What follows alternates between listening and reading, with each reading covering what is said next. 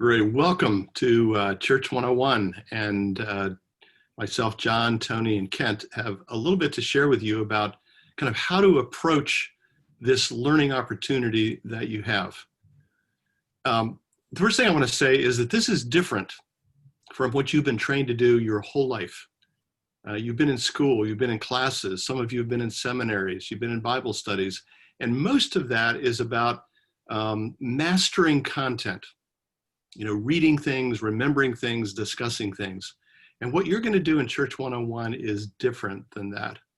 And it's really based on what Jesus taught in John 16.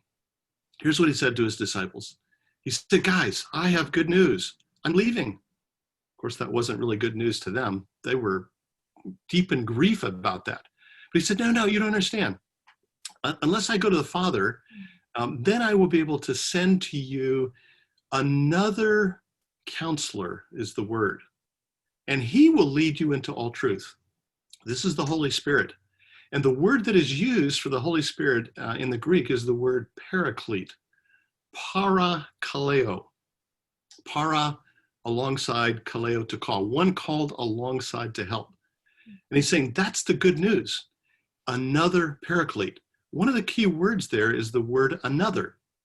The implication is that for 3 years, they had been spending time with someone also called a paraclete, that is Jesus. Jesus was the first paraclete. So how did they learn things in that context? Well, if they had questions, if they were dealing with things, they had a conversation with Jesus. So what we are proposing to you in Church 101 is that your experience is exactly like the disciples, that you get to interact with Jesus. Learning is about information, sure, but it's also highly relational with Jesus, first of all. So how exactly does that work? In the weeks to come, there are going to be things for you to read and videos to watch. So we want to introduce this term to you, read until. That is, read until the paraclete, the coach, the Holy Spirit stops you. You just have this sense of, oh, that's really important. I need to stop there. We want to recommend that you take that, copy it into your journal someplace, and then ask the Lord, what do you want to say to me about this? So that what results is a dialogue. It's not just an intellectual process, but it's a relational process. So let me stop at that point and just see, Toni or Kent, if there are any things that you would like to comment on about that. Yeah, sure. So as you're talking, I'm thinking, well, wow, what if the Holy Spirit stops me in the first video and I use like 30 minutes of my time dialoguing back and forth with God about that concept and I don't finish the rest of the content? Is that okay? Absolutely. Because we're paying attention to what Jesus wants us to know. The goal is not to master all the material or to get through everything, but that's a great question. And that's the approach that we would take, is we want this to be a dialogue with Jesus for you. It's super funny because one of our facilitators, actually Ben Hamilton, actually said, I didn't actually go through the entire Church 101 content until like the 5th time I facilitated it. Because he kept stopping when the coach stopped and learning from Jesus, learning from the Holy Spirit in that very experiential way. And it just took that long to get through it all. So beautiful. One more comment and then see what Kent has. So one thing I want to say is this is like a new skill for a lot of us, right? So Church 101 is an opportunity for you to practice this. And so it might feel a little awkward at first, but stick with it. Keep coming back to that phrase, read until or watch until, and see what you learn about that whole process. So Kent, thoughts on all that? Yeah, I think a really helpful way to think about this is sort of along the lines of what you've been saying, John, but it helps me to remember that really the approach of Jesus in teaching was not just in case learning, right? I'm teaching you this in case you might ever need to know it, but just in time learning. And that's really what we're talking about.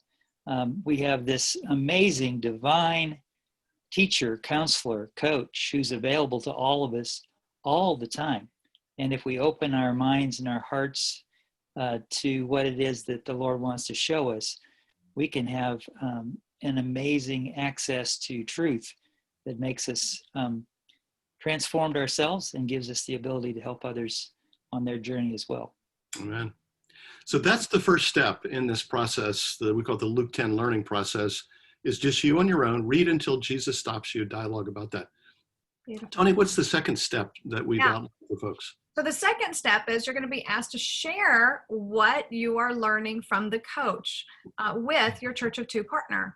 And you'll learn what your Church of Two partner is very shortly in your lessons now, and with your group that you're gonna, your cohort that you're gonna be going through this course with. Weekly, you will be meeting with a group of people, and that hopefully your facilitator will model for you what this learning process looks like, and so you'll get the hang of it, but you'll get to hear how the coach is working in the lives of other people through this very same content.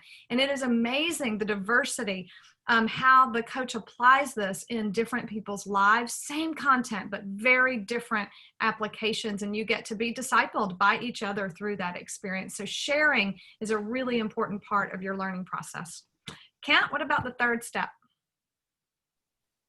Yeah, so the third piece is as God is revealing things to you, you get a chance to share those with others. The rabbis like to say, he who teaches learns twice. And really, this is an invitation for all of us. I think a lot of us don't think of ourselves as teachers, but the truth is, as God reveals the treasures of his truth to each of us individually, he also gives us opportunities as we're paying attention. Not necessarily 1 on 1,000 all the time, but often father to son or mother to husband. Just lots of really normal ways that we connect with people around us that are our opportunity to share what we have received. So look for those opportunities as well. Beautiful. So we're excited about what you're going to learn over these next weeks. We're looking forward to hearing stories about that. And if you need help with any of this, feel free to ask the people in your cohort.